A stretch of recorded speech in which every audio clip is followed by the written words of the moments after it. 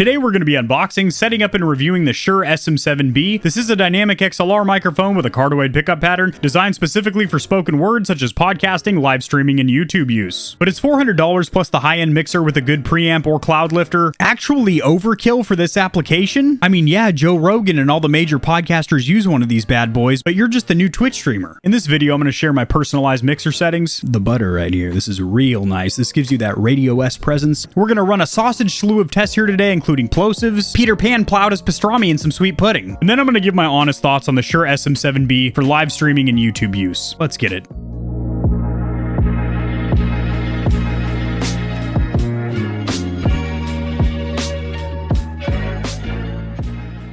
Now, Shure started making audio equipment back in 1925, and because of their long-running heritage or lineage when it comes to creating high-quality audio products, Shure, Blue, and Rode are my go-to companies when it comes to microphones. For a number of applications, including instrumental use, however, for the purpose of this review, we're strictly going to focus on spoken word, so things like podcasts, live streaming, and YouTube. Now, it does have one piece of tape on the front warning you if this has been tampered with to go ahead and return it, because there's probably C4 packed in here. But the only thing that's going to be explosive today is the performance of this microphone. Now, some of the features that make this a truly amazing microphone that is renowned as one of the best podcast mics out there is, first of all, it has a naturally warm and rich tone. Of course, you can make any microphone, USB, XLR, condenser, dynamic, sound pretty much just the way you want it with plugins and settings like equalizer, noise gate, compressor, etc. However, this mic naturally has a very warm and rich tone, perfect for spoken word vocals. You do also have a removable pop filter, which is fantastic. Not only does this microphone reject a lot of plosives right out of the box, but you slip on that condom, which I'm not a huge fan of. What this condom is going to do is provide you with protection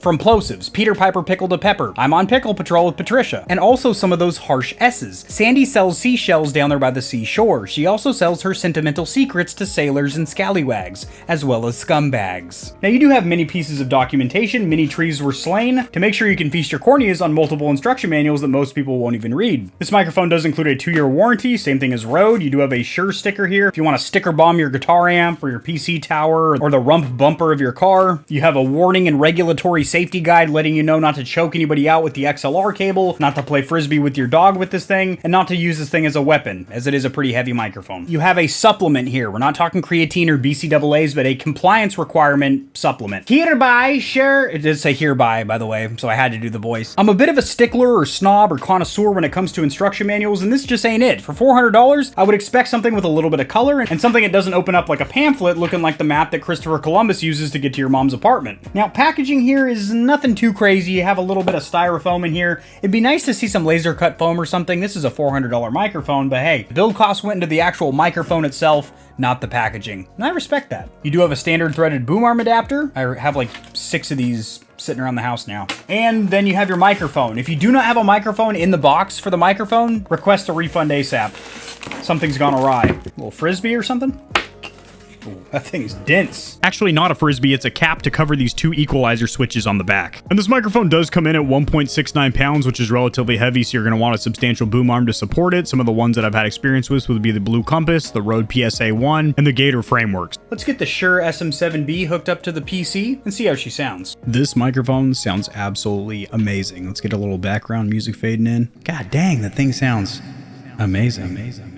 Real quick, I'm going to run you through my settings in the Go XLR software suite over here in mic setup. When I'm talking at a normal volume, I'm right there in the good range, and when I get a little loud, I'm still not clipping or peaking. Now over here in your noise gate, this is going to cut out sounds in your room, such as your PC fans, maybe your HVAC system like your air conditioning, maybe a ceiling fan, maybe kids screaming in the background, etc. So if I'm absolutely quiet, things are real quiet around here. But if you jack this up too high, what it's going to do is it's going to start cutting out so you want to keep going down to the lowest possible setting where it's cutting out the noises that you don't want, but it is not cutting out your voice. For me, negative 56 decibels is just fine. Leave attenuation, attack, and release alone. Go ahead and close that down. Over here in equalizer settings, these are the exact settings of Harris Heller, aka the Stream Doctor from Alpha Gaming. I've been using these exact equalizer settings on the last 3 microphones that I've used, a condenser and 2 dynamics, all XLR. The butter right here. This is real nice. This gives you that radio-esque presence. Sounds pretty damn good in my book. Over here in compressor, this is arguably one of the most important features for a live streamer or YouTuber. Maybe you're playing some video games and you get a little bit quiet because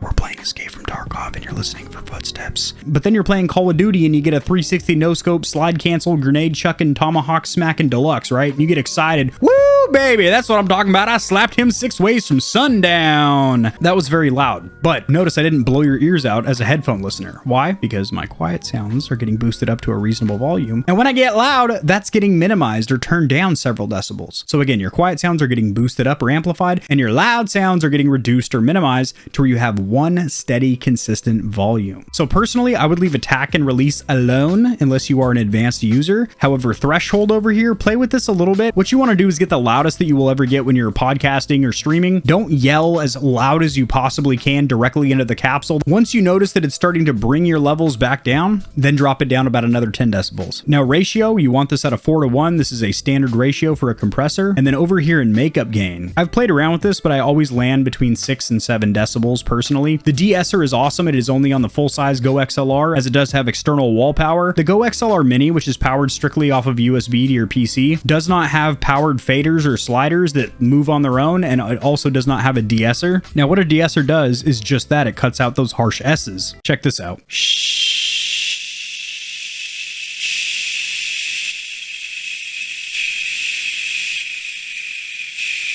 Sandy sells seashells at the seashore and also sells her sentimental secrets to sailors, scallywags, and scumbags. Sandy sells seashells at the seashore and also sells her sentimental secrets to sailors, scallywags, and scumbags. Awesome. So I leave it at 50, which is the default. So that way you do get a little bit of those S's and you sound a little bit more natural. So let's run a couple of tests, shall we? We already did the S test with the de-esser and it sounded pretty damn good. Also, I gotta say, this microphone looks sick. It looks very professional. It's got that clean, classy, matte black look with that little foam pop filter on there. Now, I will say a little sidebar, side note here, but very important. You will need to buy a separate extension for many of the boom arms on the market. This is a Blue Compass over here. And what happens is the XLR cable will actually be bumping into this. The same thing happened with the Shure 55 SH2. You need to get that. That will be linked in the description below. They are $8 for a 2-pack. Now I'm going to do 3 separate plosive tests. The first one is going to be with the standard low profile pre-installed pop filter. Peter Piper pickled a pepper. I'm on pickle patrol with Patricia. In Call of Duty, my gun goes pitter patter, pip pop pow. But maybe you want more of an open air sound and you're going to run no pop filter at all. To change this bad boy out, you're going to grab at the base of the microphone. Sorry, you are going to hear some handling noise here. You do not want to tug on this foam or anything like that. You're going to grab it by the base of this plastic ring right here and simply pull off. Now, the first time you do remove it, it might be a little bit finicky because there is that plastic ring on there. But as you can see, I didn't rip or tear any of the foam. And this is now with no pop filter whatsoever. Now, you hardly ever see anybody run an SM7B like that. And that is for a couple of reasons. But the primary reason is obviously you're going to get a ton of plosives. Peter Piper pickled a pepper. I'm on pickle patrol with Patricia. In Call of Duty, my gun goes pitter patter, pop pop pow. Then if you're going to be doing some close proximity spoken word, I do recommend that you use this larger one. Now this will cut into your field of view a little bit and you will see it in your peripheral vision. So if you are a gamer, a live streamer that plays video games, it might be a little bit disorienting and you might want to run that low profile that we started with. Get this pretty close to my mouth here. As with this pop filter, it is pretty dense foam and it is obviously more of it. So you do need to get a little bit closer or speak a little bit louder or bump up your makeup gain in your mixer a little bit. Peter Piper pickled a pepper. I'm on pickle patrol with Patricia. In Call of Duty, my gun goes pitter patter, pip pop pow. Peter Pan plowed his pastrami in some sweet pudding. Nice. So that little metal circular disc that I teased was a Frisbee earlier is actually a cap to cover these switches back here. I don't really think you need it because there is no way to just switch this with your fingernail. You pretty much have to get a knife tip or a flathead screwdriver in there to adjust these. By default, it is in the flat mode, which is my favorite by far because you can do all of your adjustments inside of your equalizer and your mixer. However, just on board the microphone itself, it does also have a bass roll-off that will cut out some of the low end. So if you have a very deep, thunderous, booming, bassy voice, you can cut that out. And then there is also a mid to high range boost, which they call presence boosts, and we're going to adjust both of those right now. So what I've been talking in this entire video thus far is the flat equalizer setting, which again is my preference, with this low profile pop filter. The big one actually cuts out too much of the treble or high end presence in your voice. For me, it cuts into my peripheral vision too much when I'm playing games, and I also like the sound profile of the out of the box low profile pop filter. So now as you can see, that equalizer curve has changed in the back here, and now this is the bass roll off mode, which is going to cut out a ton of the low end in your voice. So if you have a very thunderous booming voice, you might want to put this on. And this third mode is with both of these sliders in their upward position, and it is called presence boost and gives you a slight boost in the mid and high range frequencies. Let's put it back to flat because that's what daddy likes. And bam, we're back to the out of the box standard stock missionary position settings, which I do prefer. So now I have a WordPad document up and I'm going to do a little bit of typing on my mechanical keyboard. This does have Razer tactile green switches, which are relatively clicky and noisy. How much noise rejection are we getting from the back of the microphone in comparison to my voice? Maybe you're doing some aggressive email typing. Somebody's been trying to punk you at work and you're trying to set them straight. As per my last email, if you check the memorandum, Sally, you'll see that that deposition is not scheduled for another 3 weeks, you dumb bitch. Okay, cool. All right, let's do some off-axis rejection, shall we? So right now the capsule is pointed directly at my suckle where it should be. Now this is off-axis to the right side of the microphone. This is off-axis to the left side of the microphone. Let's hit it from the back real quick. This is the noise rejection from the back of the microphone speaking into the rump or tuchus. Let's do some proximity tests, shall we? So right now, this is where I would usually use this microphone, about 2 to 3 inches away from my mouth, as it is a dynamic. You need to get it closer to your mic than a condenser microphone, which has a more sensitive capsule or receiver, and you can be further away from it. Let's get right up on her, though. I'm going to be sucking on the foam, technically. So now my lips are literally up against the foam. Like, my lips are grinding against this foam right now. Tony Hawk on the grind. Now, this is me about a foot away from the microphone, about 1 foot away from the microphone. This is about 2 feet away from the microphone. If you never see a streamer's lower half, facts are they're probably not wearing pants. This is about 3 feet away, by the way. And any further than that, you're doing it wrong, because this should be very close to your mouth, because it's a dynamic microphone, baby girl.